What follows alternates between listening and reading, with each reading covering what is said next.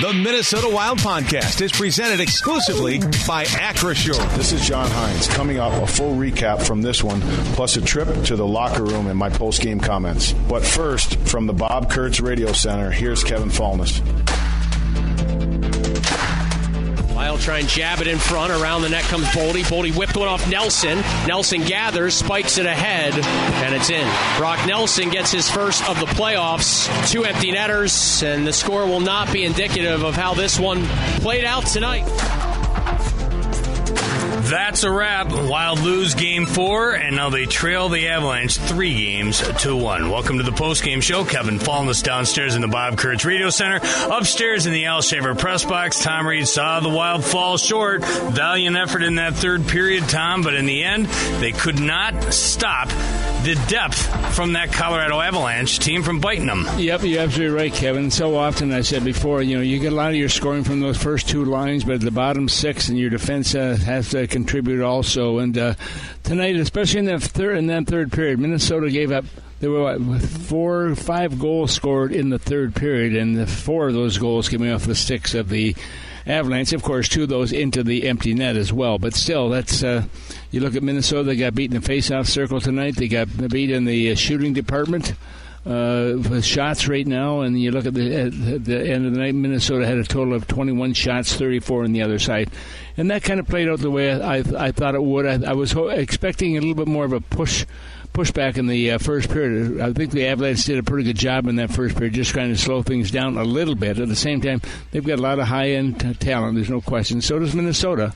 So we'll see what happens in the next game. Hopefully Minnesota can make something happen in Denver. Yeah, it's too bad. Nico Sturm scores to tie the game at 2, and then the combination of Drury and Kelly, mostly Patrick Kelly with that big forecheck to push that puck free, gets it out to Drury, and then he sets up Kelly with the one-timer from high atop the zone. What did you make of that in the fact that, they had a quick answer once Sturm had tied it? Yeah, they did. They responded in a hurry, and that's what you want. We've talked about that before where Minnesota's done the same type of thing, giving up a goal, and then you feel the energy's gone, but all of a sudden you come back and you get another quick goal, and that certainly can change the complexion of the game. But that being said, right now I'm sure they're pretty jubilant in that locker room and down the Avalanche side. Minnesota a little bit under despair, but you know what?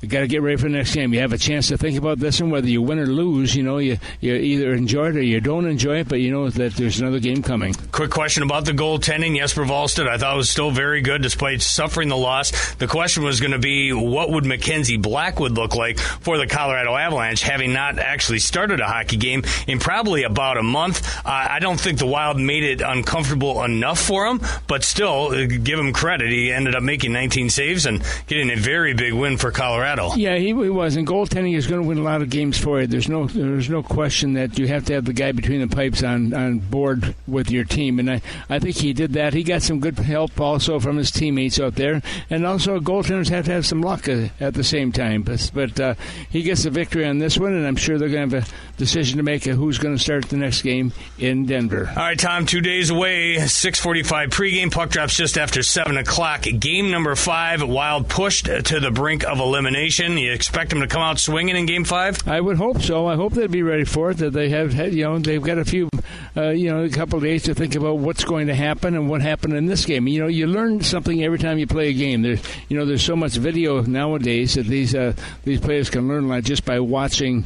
what's happening in certain situations on the ice and watching the other team, what they do in certain situations, and you hope you have the upper hand once that game starts. All right, Tom, we will talk to you Wednesday from Denver. Thanks, Kevin. There you go, Tom Reed up there in the Al Shaver press box following a 5-2 loss to the Colorado Avalanche. Nico Sturm scores to tie the game at 2.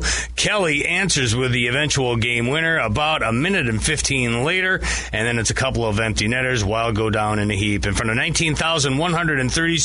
Not the party that we enjoyed in game number 3. Instead, the Wild lose, and now they're down 3-1 in the series. More to come after a break. You're listening to Wild Hockey, presented by Grand Casino.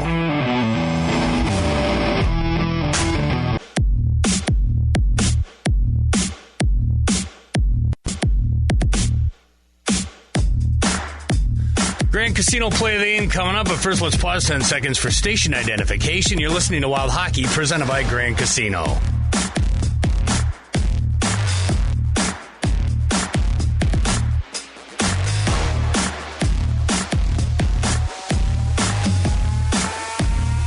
scored the first goal of the hockey game, a power play goal for Danila Yurov midway through the first. That's your score after one period of play. Wild with the 1-0 advantage. By the way, up until tonight, Wild 4-0 when scoring first. Nazem Kadri answers on the power play middle of the second. 1-1 after 2. Go to the third. Ross Colton scores to give the Avalanche their first lead of the hockey game, 6:56 of period number 3. Nico Sturm answers that 2 minutes and change later. We're back to even, 2 goals apiece, but that's when we get our Grand Casino play of the game. Kelly sets up Drury, who sets up Kelly, and the Grand Casino play of the game. Avalanche steer it ahead. Wallstedt pries it to his right. Bogosian hammered it up, not out. Drury stole it, tried to center. Middleton swept it back to the corner, and then knuckled a backhander up, not out. Drury center. Kelly a drive, he scores. Parker Kelly puts the Avs back in front. Yep, like I said, the forecheck set up by Kelly gets it back to Drury. He catches it with his glove, puts it down to his stick, puts it onto the stick then of Kelly. Tape-to-tape pass, one-timer past Wallstedt, and actually kind of handcuffs him there, glove side. His first of the playoffs. It's a biggie. It's the eventual game winner, and it's the Grand Casino play of the game, where Minnesota comes to play. Visit GrandCasino.com to plan your next visit. Of course, the Avalanche scored twice into an empty net, and McKinnon once. Brock Nelson, the final one. 5-2 is the final score as the Wild lose Game 4 and now trail 3-1. More to come from St. Paul after this. You're listening to Wild Hockey, presented by Grand Casino. Well, I know Jesper Wallstedt suffered the loss tonight, but he did make, he comes up with 29 saves total. Jesper Wallstedt, 10 saves in the first, 10 more in the second, and 9 in the third. 29 saves total for Jesper Wallstedt, who, yes, suffers the loss, but does get the XL Energy big saves of the game for moments like this. Nichushkin spins, angles back. Val Nichushkin feeds the point. McCarr's got a lane, left circle shot. Wallstedt the save! Jesper Wallstedt goes down in defeat, so too to the Minnesota Wild, but Jesper Wallstedt, for his 29 saves, he'll get the XL Energy big saves of the game, powered by XL Energy. Proudly powering the great state of hockey with safe, clean, and reliable energy. Explore how they're making energy work better for you and our communities at XLEnergy.com. Jesper Wallstedt ready to address the media. Let's send you down by the Wild locker room. As Ryan was just saying, like the way they came in those first 2 periods just really kind of fed their game before you guys had that pushback in the third and got on the forecheck. Yeah, I think overall they played a better 5-on-5 game than us today. I thought it took a little long for us to get going. It felt like. And to be fair to them, they were good today. They were very solid, and they gave us a good run for it. What's that stretch like, especially in the second when they were just putting pucks on net, and you guys are playing a lot of defense in your own zone? It felt like they're doing a lot of what we want to do. Quick up the puck, get it down deep, work our players down low, and then trigger a lot of pucks to the net. They're creating rebounds, they're creating scoring chances. We just seem to not get there really. What we want to do the exact same thing, but it just took a little long for us to get there, and then I thought we did a good push at the end of the second there. And then in the third, it felt like we were just going a little back and forth, and unfortunately today they scored a couple more than we did. Mm-hmm. What as a team will you guys draw on being in this kind of new position for the playoffs this year? Yeah, well, I think the whole year we've faced a lot of adversity. It hasn't been an easy year for us. We've had our ups and downs, and we have been down in series before against Dallas, so it's not really that new to us. We know we're a very resilient group, so I think as long as we get back to playing the way we want to play and play the way we know is successful, I think we're in a good position. There you go. Jesper Wallstedt with the media suffers the loss again on 29 saves. Wild are down in a 3-1 hole, and they need 3 straight victories to get past the Colorado Avalanche, a team that hasn't dropped 2 in a row since March. We'll get to John Hynes next. We also got Wild Fan Line coming your way. You want to get something off your chest? Pat Micheletti is here to field your calls. Text talkbacks, whatever's on your mind. That'll be after the Grand Casino postgame show. John Hynes, when we continue, this is Wild Hockey, presented by Grand Casino.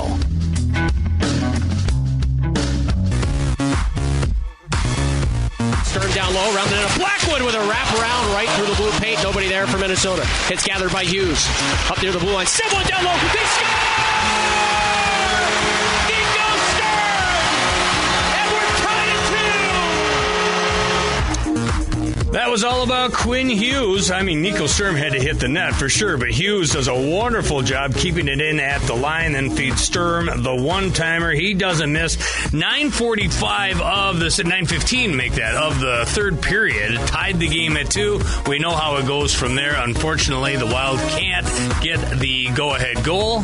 They end up giving up 3, including 2 into an empty net. Wild lose the hockey game 5-2, and now are down 3-1 in this best-of-7 series, going to Colorado for Game 5 Wednesday night. John Hynes coming up here momentarily, but while we have a second, let's jump back into that Wild locker room. Looks like Michael McCarron ready to address the media.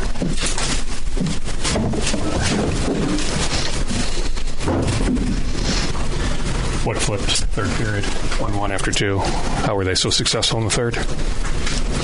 I thought we were pretty successful, too, in the third. I don't think we were good in the first 2. I think the third we started playing the way we wanted. Got tons of chances.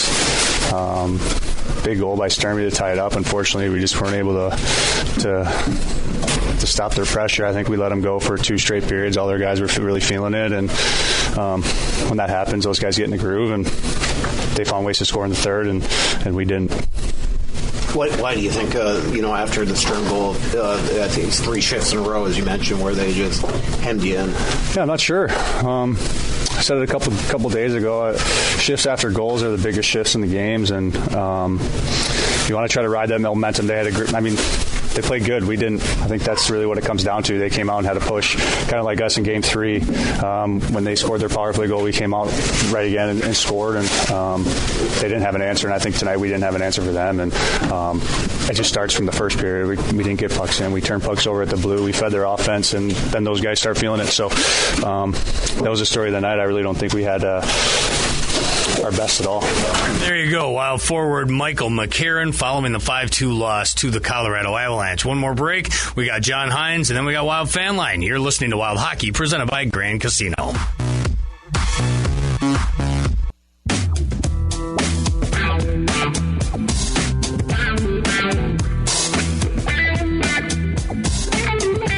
Not worried about next week or Saturday or Sunday. It's just the next game on Wednesday night,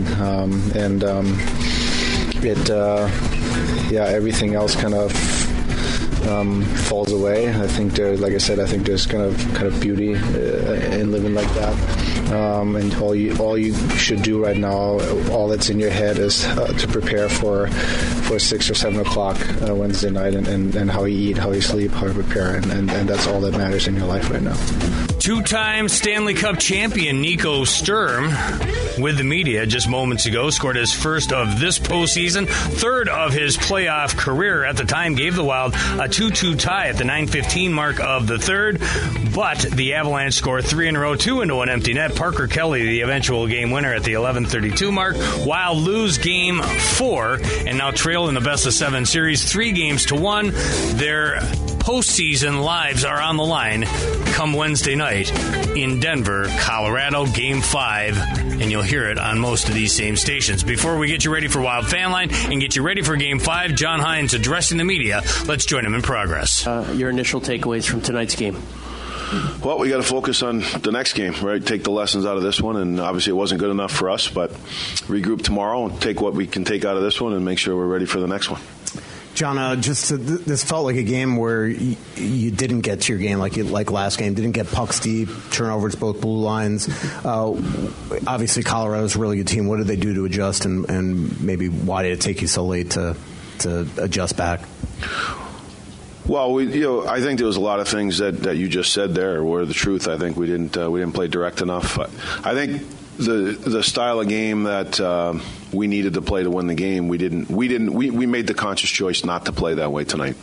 So we'll readdress that, and then we'll get ready for Game 5. John, your team hasn't faced elimination in this playoffs. Just what are you expecting in terms of pushback now that you're up against it? Well, I just think it's no different like every playoff game you go through. Tonight we didn't execute the things that we need to execute to give ourselves a good chance to win the hockey game. So tomorrow we have to regroup with that, and then we got to get ready for Game 5, and we got to make sure that we come out and execute the game plan that we need to execute and play the game the right way that gives us the best chance to win. And unfortunately tonight we didn't do that, so that'll be addressed, and then you going for one game. John, you guys tie the game on Nico's goal. Building comes alive. In the next 3 shifts, it feels like Colorado put the pressure back on you guys. What do you see in those shifts after the goal that maybe got them the momentum back a little bit? Well, I thought we turned some pucks over in the O zone. In the defensive zone, and we didn't make some hard plays. I think on a couple of the goals that got scored there, we had opportunities to either get the puck out or the puck was on our stick, and we made a soft play, and then they wound up scoring on 2 of them. How or when, John, did you notice like a conscious decision, like you said, to not play that way? I would say from the start. We didn't have the same mindset and execution to the things that we needed to be able to execute. John, on the butt ending call, did you ask for or receive any kind of explanation as to why it wasn't 5? I didn't get an explanation, but I didn't ask either. At that point in time, the call's made. You got to be able to control what you can control, and at that point, it was completely out of my control. So, the focus is on the game. Any questions for John? Good. All right. See you guys. There you go. The head coach of the Minnesota Wild, John Hynes, following a 5-2 loss to the Colorado Avalanche. So, like he says, the focus now shifts to that next hockey game, and that'll be Wednesday night in Denver, Colorado. Pregame at 6:45. Puck drops just after 7 o'clock on most of these same stations. Win or the season is done. Special thanks tonight to Colin Landsteiner, Aaron Sickman, Jackson Riebel, Dylan Daniel, and Halvey. And for Joe O'Donnell and Tom Reed, I'm Kevin Falness. For those of you that are interested, join us for Wild Fan Line. Pat Micheletti ready to take your texts, callbacks, whatever is on your mind. It's all free game here in the Twin Cities on FM 100.3 The Fan, or how you're listening to us. If you're elsewhere across the great state of hockey, it's available thanks to Halvey via make that KFAN.com/watch. Again, KFAN.com/watch, or of course KFAN.com/listen. For the rest of you, we'll talk to you Wednesday night from Ball Arena, exclusively here on the Minnesota Wild Radio Network. You've been listening to your exclusive home for Minnesota Wild hockey in the Stanley Cup playoffs. One more thing!